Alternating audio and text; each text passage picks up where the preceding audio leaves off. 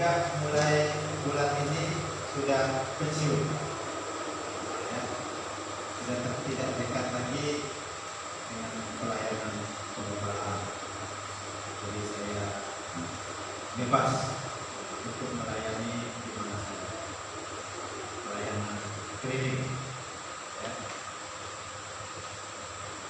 Kemarin juga saya sempat ikut ke PPHTGD Nabang di Palu. Jadi saya jelaskan saya bukan gembala lagi, tapi mantan gembala. Dan statusnya sekarang penginjil. Penginjil itu adalah orang yang tidak pegang jemaat, ya. Dan bisa pelayanan di mana saja. Tuhan bisa melayani tempat ini. Ya, mungkin sedikit perkenalan, walaupun sudah disebut nama saya. Nama saya sebenarnya Anwardi. Kalau Aceh itu nama orang tua, jadi tidak pakai Anwardi Aceh. Tapi di KTP tetap Anwardi, ya. Aceh itu nama orang tua. Asal saya dari Ambang. Dulu namanya Sungai Lami, atau kadang disebut Pakon Kersik. Tapi karena Sungai Lami itu sudah tidak ada kampung lagi, dia pindah ke Ambang. Jadi Sungai Lami itu sudah bukan kampung. Jadi kampungnya sekarang itu Ambang. Sungai Lami itu tinggal kembali. Jadi disitulah kebun sawit yang kami rawat setiap minggunya. Nah, kami sudah lama juga tinggal di Mabang, mulai tahun 2000. Nah, saya tuh pelayanan keliling-keliling, pindah-pindah sini, pindah sana. Sebelum ke Mabang kami ke Tikal, daerah Karawang. Dan saya sudah 10 kali pindah tempat pelayanan, dan terakhir itu di Sosok, dan akhirnya kembali ke Mabang. Puji Tuhan. Mari kita membuka firman Tuhan hari ini. Kita membuka dalam Kolose pasal 2 ayat 6 sampai ayat 7 saja.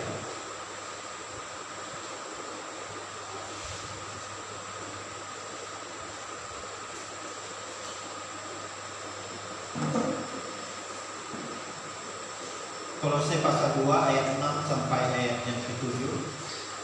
Demikian firman Tuhan. Kepenuhan hidup dalam Kristus. Kamu telah menerima Kristus Yesus Tuhan kita. Karena itu hendaklah hidupmu tetap di dalam Dia. Hendaklah kamu berakar di dalam Dia dan dibangun di atas Dia. Hendaklah kamu bertambah teguh dalam iman, sebagaimana telah diajarkan kepadamu. Dan hendaklah hatimu melimpah dengan syukur. Sampai sekian jauh pembacaan firman Tuhan. Nah, hari ini tema kita yaitu orang Kristen yang bertumbuh dalam iman. Saudara yang terkasih dalam Tuhan, sebatang pohon yang tumbuh dengan sehat. Pertama-tama dia punya daun yang sehat, yang rindang, ada batangnya, ada akarnya, ya. Pohon yang sehat itu dia akan bertumbuh. Pohon apapun juga yang kita tanam, ya. Ada pohon yang ditanam dengan biji, ada pohon yang ditanam dengan steknya atau dengan batangnya, ya, atau dengan akarnya juga, ya. Nah, pohon yang sehat itu dia akan bertumbuh, dia akan tambah tinggi, juga tambah besar, ya. Kalau dia tidak mau besar,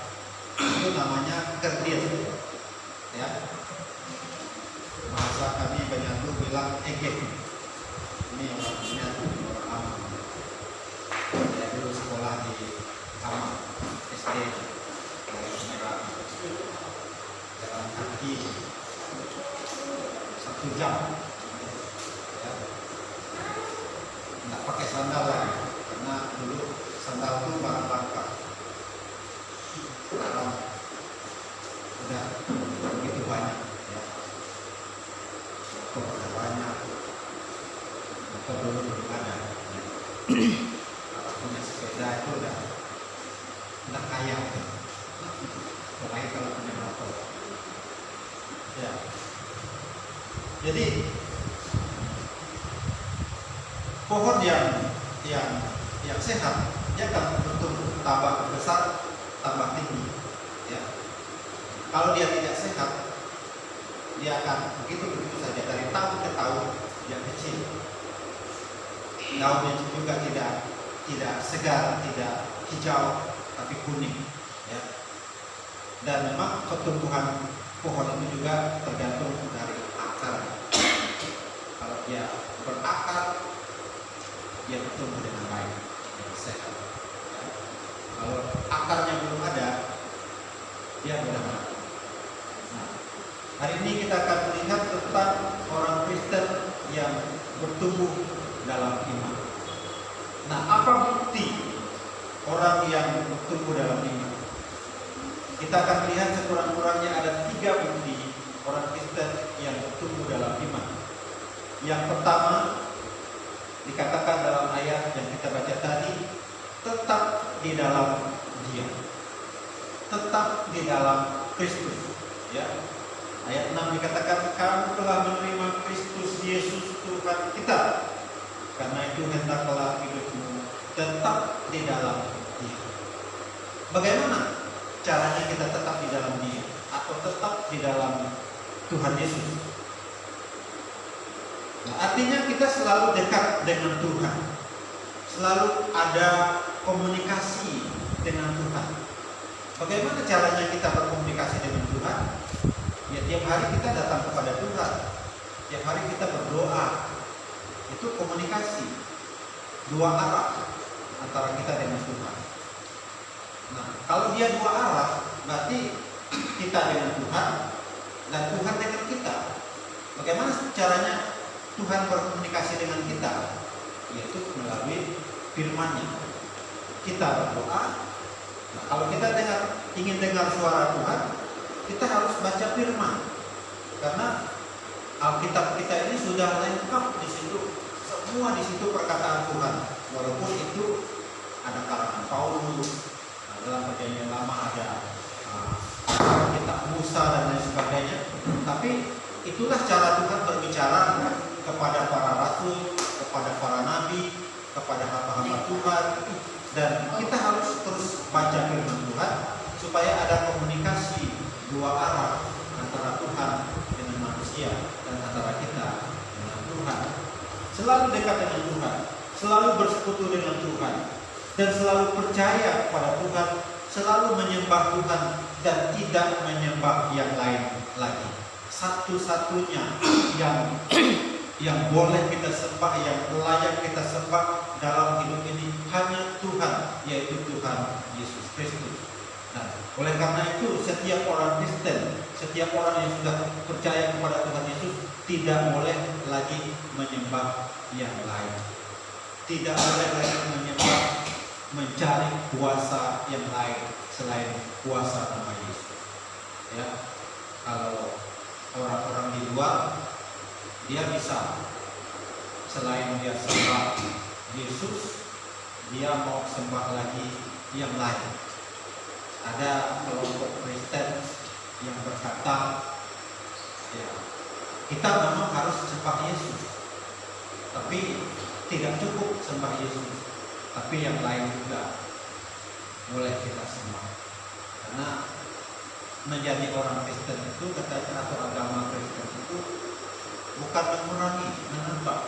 Jadi salib itu katanya tanda tambah, bukan tanda kurang. Nah, itu menurut mereka. Tapi firman Tuhan melarang kita menyembah yang lain selain menyembah Tuhan kita Yesus Kristus. Dalam 10 ayat juga dikatakan, ya, tidak boleh lain di hadapan. Jadi orang yang masih menyembah Allah yang lain, Tuhan yang lain, anak cucunya akan terkutuk sampai keturunan ketiga dan keturunan yang keempat.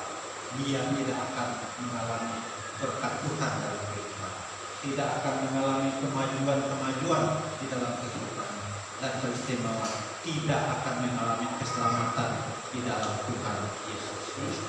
Jadi itu orang yang tidak tetap di dalam Yesus. Masih ada yang lain, ya. Sedangkan kita orang percaya, orang Kristen yang benar-benar mengenal Tuhan Yesus, kita harus tetap di dalam Yesus. Tidak boleh beralih kepada yang lain, tidak boleh menoleh ke kanan atau ke kiri. Ada orang-orang Kristen yang murtad juga, ya. Dia tidak puas dengan kekristenan. Oleh karena itu dia mencari yang lain. Dia tinggalkan kekristenan. 2 minggu yang lalu mungkin kita tahu ada seorang Kristen yang murtad. Dia orang Kristen dan katanya dia mantan pendeta. Jadi kita tahu tanggal 6 dia meninggal pada saat dia berdakwah, pada saat dia berkhotbah. Dia meninggal.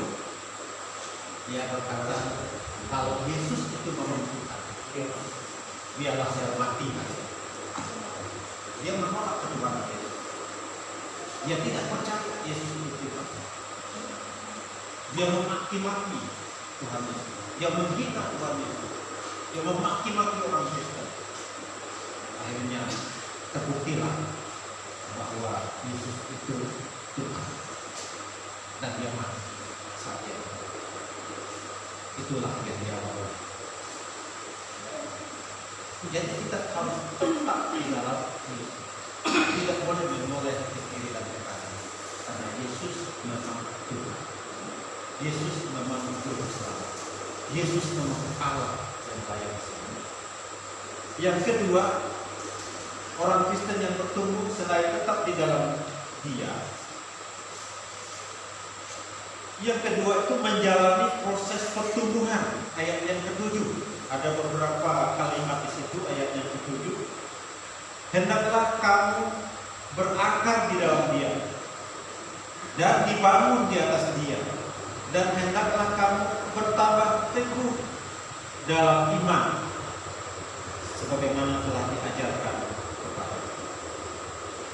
Jadi proses pertumbuhan di situ ada 3. Yang pertama, berakar di dalam Dia. Nah, kembali lagi kepada ilustrasi pohon tadi. Berakar. Kalau pohon itu sudah berakar, dia tidak mudah untuk mati. Kalau dia belum berakar, begitu dia dicabut, dia akan mati. Tapi kalau dia sudah berakar, ya, dipindahkan ke tempat lain, dia akan hidup. Karena kehidupan ada di dalam akarnya. Nah, demikian juga dengan orang Kristen. Kalau dia belum berakar di dalam Kristus, dia mudah mati akarnya, mudah goyah iman, ya, karena dia belum berakar. Akar itu adalah sesuatu kehidupan yang sudah kita peroleh di dalam Yesus Kristus. Kita sudah menerima Yesus sebagai Tuhan dan Juru Selamat. Kita sudah mentaati firman Tuhan. Kita taat beribadah. Kita selalu komunikasi dengan Tuhan. Itu adalah akar itu kan. Akar yang tertanam, yang tertancap, ya, di dalam Yesus Kristus. Karena dalam Yohanes 15 juga dikatakan oleh Tuhan Yesus, akulah pokok anggur, ya, dan kamulah ranting-rantingnya atau carang-carangnya atau cabang-cabangnya, ya. Kalau kita tinggal di dalam Yesus, ya, kita tidak akan mati.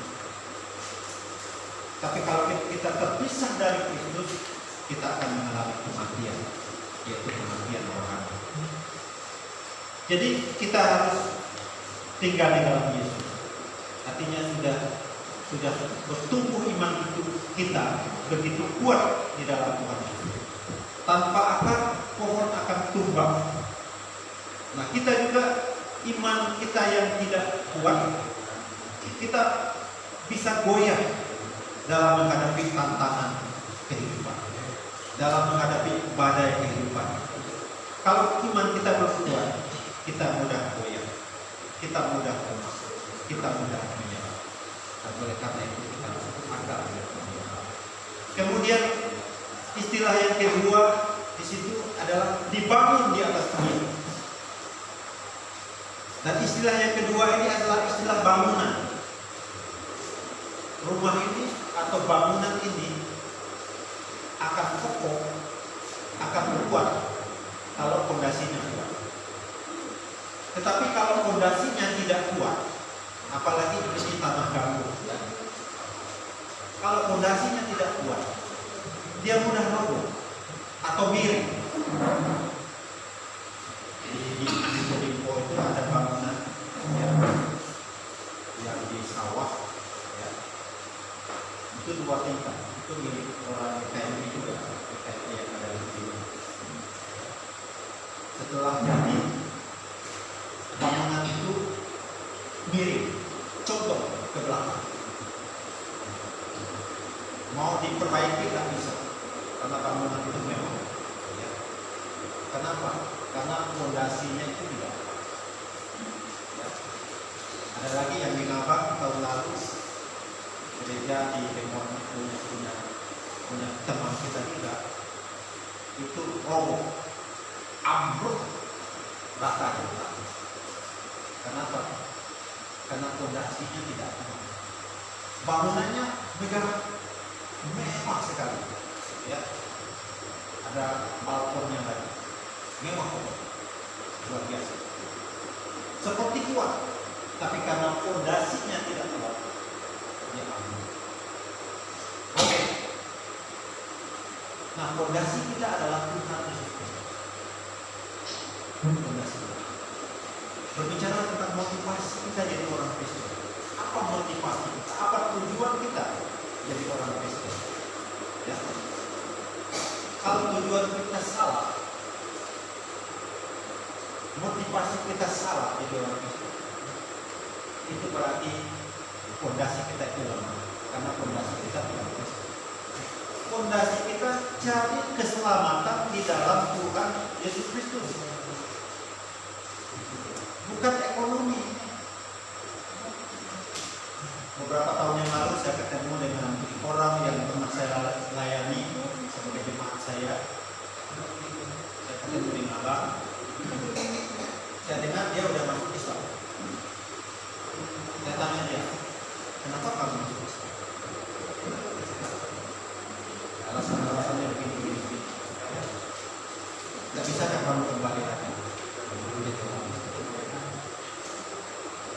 Lalu dia bilang ini, kalau Bapak mampu bayar saya sekian per bulan, saya akan kembali jadi orang. Oh, rupanya tujuannya jadi orang Kristen itu cari duit, cari makan. Coba kalau saya mau balik serang dia, memang kalau kamu masuk Islam kamu dibayar tiap bulan dari masjid. Kan masih bekerja juga kan cari makan. Kalau dia punya sawit masih kerja kebun juga kan dia cari makan. Kalau dia pegawai masih jadi pegawai juga kan dia cari makan. Bukan orang miskin yang bayar dia. Nah, kita di gereja juga fondasi kita bukan cari duit, motivasi kita bukan cari duit, bukan cari keuntungan. Jadi orang, kalau kita sudah percaya Tuhan Yesus menyelamatkan hidup kita, itulah keuntungan. Paulus bilang, hidup adalah Kristus, mati untuk. Itu kata Paulus. Kalau saya mau mati, hidup saya untuk Kristus. Kalau saya mati, itu untuknya apa? Saya masuk surga karena percaya kepada Kristus. Ini fondasi, ini kekuatan kita. Ya, karena jadi orang Kristen, karena gerejanya bagus, kesana lah. Jadi orang Kristen, karena jemaatnya ramai, kesejukan saya, kan repo. Kalau sepi tak repo. Pak repo satu dari. Jadi itu bukan tujuan kita. Kalau tujuan seperti itu fondasi kita. Tujuan kita benar-benar percaya, benar-benar mengikut, benar-benar melayani. Kemudian bertambah teguh dalam iman. Iman tidak boleh lemah. Iman harus tetap kuat. Karena kita beriman kepada Tuhan. Kita bukan beriman kepada sesuatu yang lain, tetapi beriman kepada Tuhan. Dan yang ketiga, orang Kristen yang bertumbuh dalam iman, yang ketiga itu adalah dia melimpah dengan syukur. Itu ayat 7 bagian akhir sekali. Ya. Bersyukur ini adalah sesuatu yang sangat penting. Biasanya orang bersyukur itu kalau dia berhasil, kalau dia wisuda, kalau dia naik kelas, kalau dia dapat padi banyak, kalau usahanya berhasil, sawitnya yang ditanam sudah berbuah, ya, orang bersyukur. Tapi bagaimana kalau tidak dapat padi? Bikin rumah tidak dapat padi. Beberapa tahun yang lalu rumah kami di Sosok, dia bikin ladang. Ladangnya ini tumbuh bagus, daun-daunnya hijau, berbuah, dan dia sudah senang sekali. Lalu karena dia lihat dari jauh dan ini, dia tak lihat ikat buah ini berisi atau tidak. Dia tak lihat. Lalu dia suruh beberapa orang bantu dia mengambil padi. Ketika diambil padinya, kosong semua, tidak ada isi satu biji. Lalu orang-orang yang pergi kerja pulang kosong. Ya, pulang kosong. Nah, kalau seperti ini masihkah kita bisa bersyukur? Karena ternyata panen kita gagal. Atau anak-anak yang sekolah ternyata tidak naik kelas atau tidak lulus ujian, masihkah kita bisa bersyukur?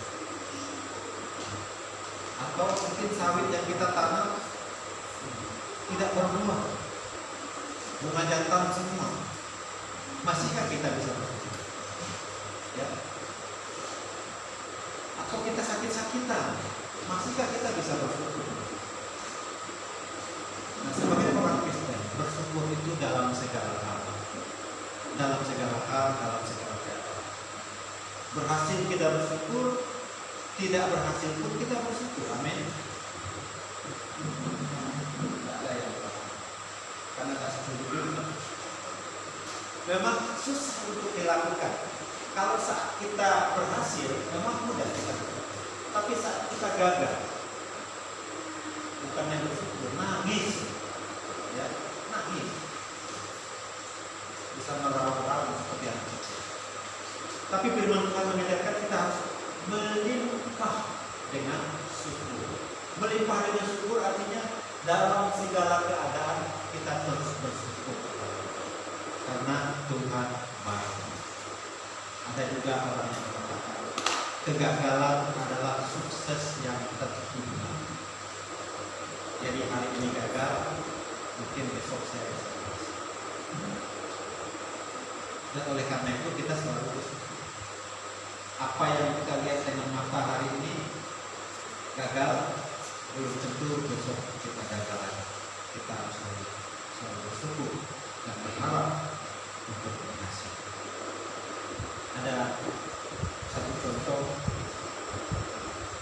dalam pelayanan Tuhan Yesus. Siapa yang ngajar sekolah minggu di sini? Tidak ada yang tidak ada. Itu ada cerita Tuhan Yesus memberi makan 5 ekor. Tapi mereka yang datang tidak bawa makanan pada saat mereka mengikut Tuhan Yesus dalam sebuah pelayanan di atas gunung. Hanya 1 orang anak kecil yang bawa 5 roti dan 2 ikan. Itu cukup untuk dia. Yang lain semua tak bawa. Ya. Itu yang 5.000 itu yang tercatat. Yang perempuan dan anak-anak itu tidak dicatat. Yang laki-laki saja yang terima. Diperkirakan yang hadir itu 10.000 orang. Karena anak-anak banyak yang perempuan itu juga banyak. Ya. Udah waktunya makan, mereka lapar dan perlu makan. Kalau mereka pulang lapar, mereka akan pingsan di jalan. Apalagi menyeberang laut, turun dari gunung, menyeberang laut, itu memakan waktu yang cukup lama, tenaga, ya. Jadi mereka perlu makan. Lalu Tuhan Yesus tanya, adakah yang bawa? Ada yang bilang di sini ada yang bawa roti 5 ekor saja dan 2 ekor. Yesus minta, ambil roti itu, berikan kepada saya. Lalu apa yang itu? Yesus tidak minta kepada Bapa di surga untuk memberkati orang. Tapi apa yang dia lakukan? Dia mengucap syukur atas berkat kita. Setelah dia berdoa, mengucap syukur, dia tidak minta apa-apa. Itu dibagi-bagikan berkelompok-kelompok, orang makan sampai kenyang. Bahkan dikumpulkan sisanya berapa? 12. Jadi mengucap syukur itu adalah sesuatu yang sangat penting. Dan ada kuasa di dalam mengucap. Tidak perlu minta apa-apa. Kita bersyukur saja. Bersyukur atas apa yang ada pada kita. Ya. Jangan minta ini, minta itu sama Tuhan. Bersyukur saja atas apa yang ada pada kita. Itu sudah luar biasa. Itu sudah diberkati. Boleh juga, tapi bersyukur itu adalah sesuatu yang utama. Meminta berkat, bersyukur atas Tuhan. Meminta berkat, terus bersyukur atas Tuhan. Orang-orang percaya harus melimpah-limpah, bukan berlimpah-limpah dengan sumber. Ada orang yang punya masalah hidupnya tidak berhasil, banyak sumbernya. Tuhan tak adil katanya. Si anak kaya, saya miskin lah. Itu kan orang yang tidak berhasil. Si anak nyaman hidupnya, saya begini-begini saja. Berarti orang ini kan tidak pernah bersyukur. Dia harus bersyukur apapun yang dia miliki, sekalipun dia tidak seperti orang lain. Dia bangga sama Tuhan. Tuhan, saya bangga, saya bisa seperti ini. Ya. Tuhan, saya bersyukur karena saya bisa seperti itu. Tuhan, saya bersyukur karena Tuhan baik, karena berkat Tuhan berlimpah-limpah. Jadi bersyukur atas apa yang ada. Jangan bersyukur atas yang tidak ada. Nah, Bapak Ibu yang dikasihi oleh Tuhan Kristus, itulah orang Kristen yang bertumbuh dalam iman. Yang pertama, tetap di dalam Kristus. Yang kedua, menjalani proses pertumbuhan, yaitu berakar di dalam Dia, dalam Kristus, dibangun di atas Dia, tambah teguh dalam iman. Dan yang ketiga adalah melimpah dengan syukur. Kiranya Tuhan Yesus memberkati. Kita berdoa minta ampun yang